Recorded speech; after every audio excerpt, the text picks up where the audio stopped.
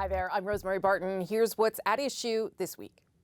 In a bid to shut down the calls for a public inquiry into foreign election interference, the government has named former Governor General David Johnston as special rapporteur to examine the allegations and decide whether an inquiry is needed.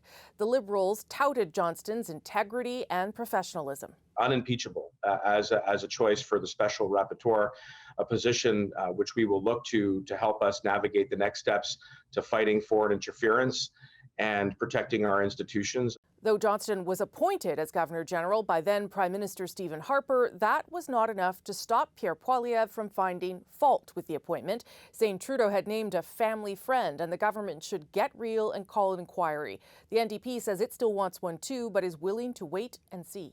Mr. Johnston is someone of strong reputation, of integrity, and he is someone that's independent and nonpartisan, and so I certainly trust him to do his work.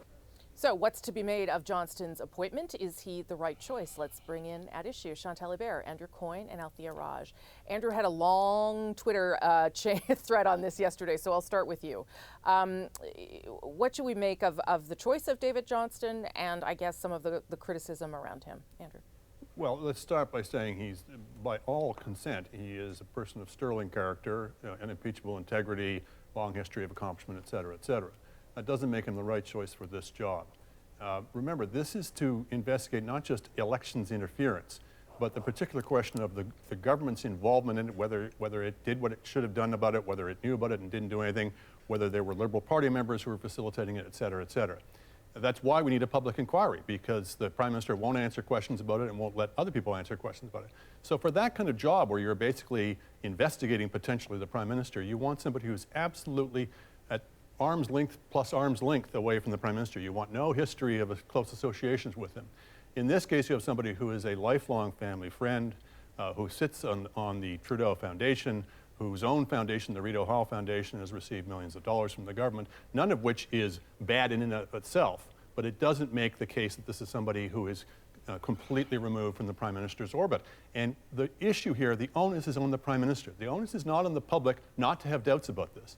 The onus is on the Prime Minister as a public office holder not to give the public any reason to wonder whether the person who's sitting in judgment of him is going to be perfectly, untouched by their prior associations. Chantal?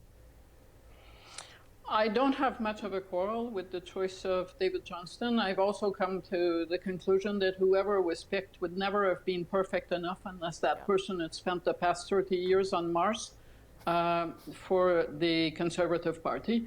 So my quarrel is more with what he is tasked with doing. I don't think that his main purpose is to give the Prime Minister a clean bill of health.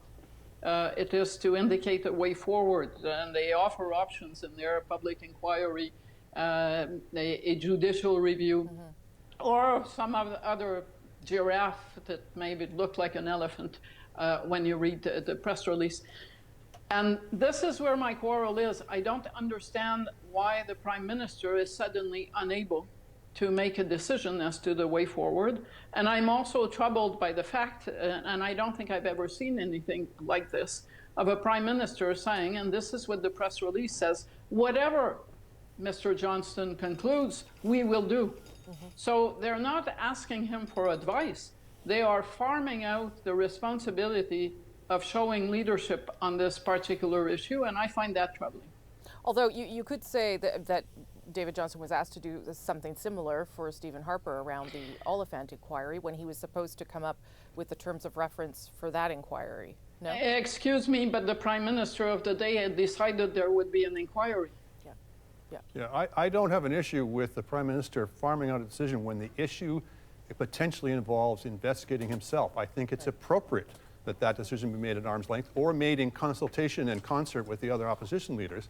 The issue here is with Mr. Johnston. I don't think he's established that arm's length relationship. Althia. So a few things. My first thought was, if not David Johnston, then who? Because I guess a little bit to Chantal's point, it's not so much that I think the opposition would have painted anybody selected with the same brush. I'm sure if Justin Trudeau had selected Stephen Harper, he probably wouldn't have been labeled in the same way. But I really there isn't a very long list of Canadians that you think of, are known for their integrity, are known to be nonpartisan, have a high enough profile that the public knows who they are, that have had some expertise or could get security clearance very quickly in order to handle some of the documents. I really, the short list seems very, very short, if not maybe just that one person. And I think that says a lot of other things about this country. But we have called on Mr. Johnston for many things in the past, whether it was Stephen Harper back in 2010 when he was selected as Governor General, because if we'll remember at the time, there was a real potential that GG would be the one deciding whether or not Stephen Harper could remain Prime Minister, or if he might have to face a confidence vote by a minority Parliament. And then we had him, of course, decide or set up the leadership election debate commission, deciding who would participate and who would not participate. And he, no matter what he has done, he has never been criticized fiercely for the roles that he has taken. And I think that, so in that way, it is a good pick. I don't know what to make of the Prime Minister saying that that he played with the Johnston children when they were little and that they're close family friends.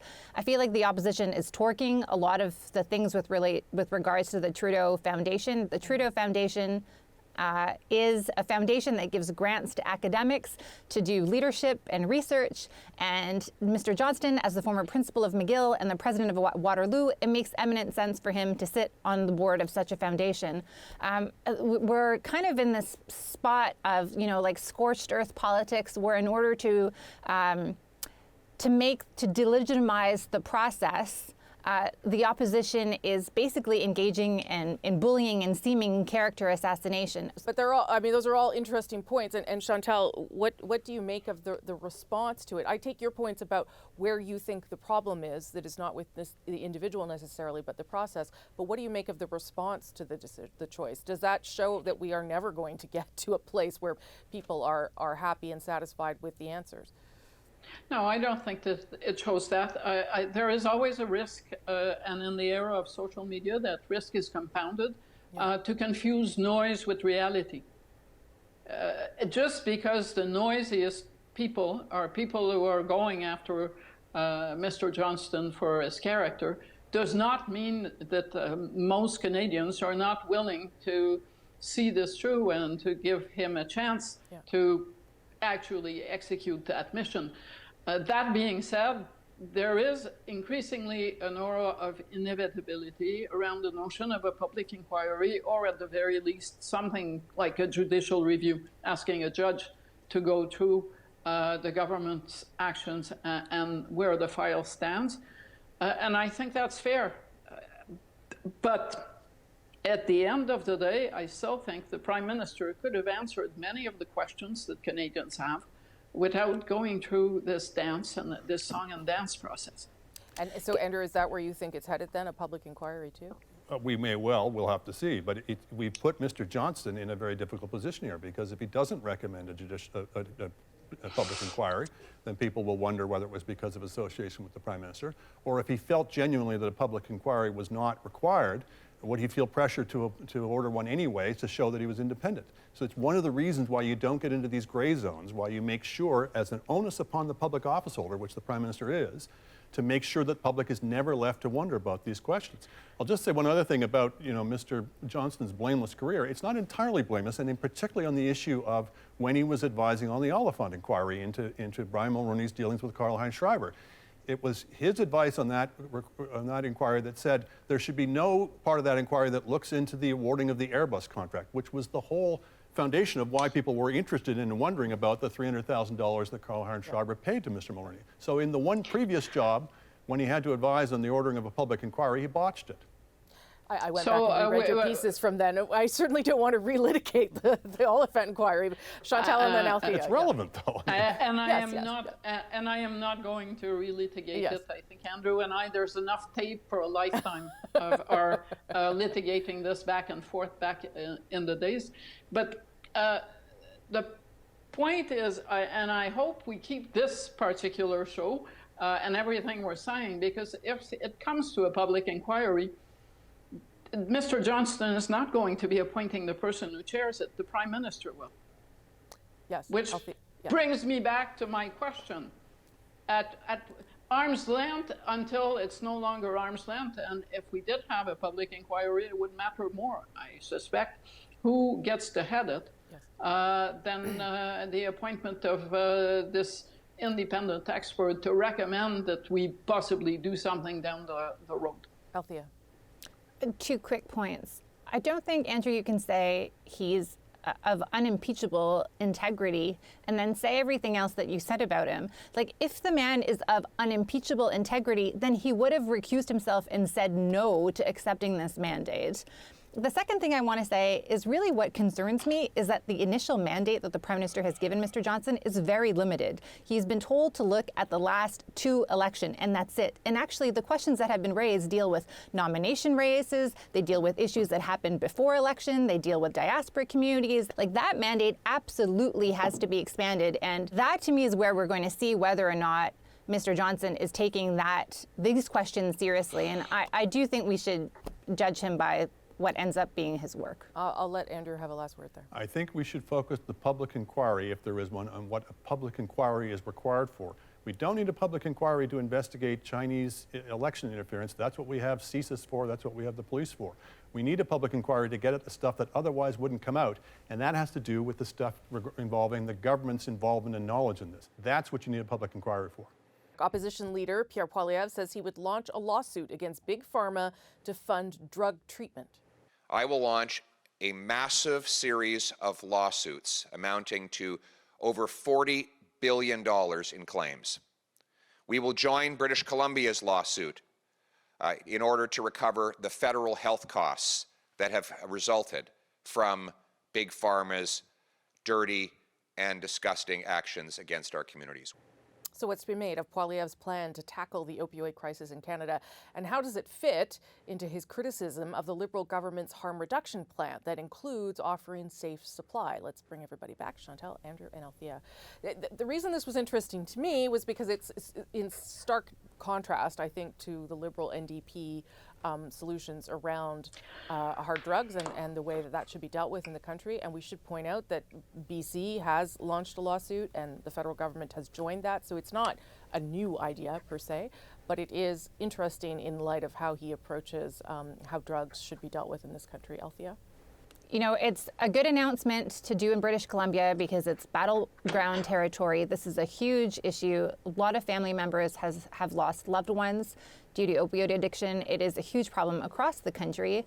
And when you want to deflect from not answering questions about why you want to shut down safe injection sites, and you want to talk about how you're going to fund more treatment beds, you get to say, well, I'm going to fund them through all the winnings from these class action lawsuits, but they will take decades probably to emerge. But the fact of the matter is the federal government has already signed on to the BC class action lawsuit that's going to be certified in the fall probably of this year. So we're just at the baby steps of the process. Obviously, it is not, and it shouldn't be seen as the answer to the current problem because it is not a problem that can be fixed in the immediate with this solution.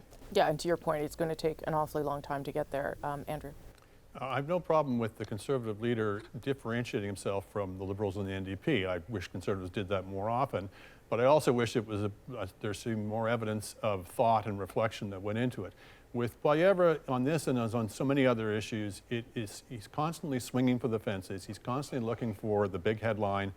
I don't think it's occurred to him yet that he's auditioning for the role of Prime Minister and not for attacker-in-chief or sloganeer-in-chief. You can see that with the China issue as well, where instead of, I think there are some legitimate concerns that could get raised with the David Johnston appointment, for example, but coming out as one Tory backbencher or frontbencher said, and he's just another Liberal or another random Liberal, it's this kind of approach of over the top, not thoughtful, not reflective, that I think just keeps coming up on the few occasions when he's actually talked about policy.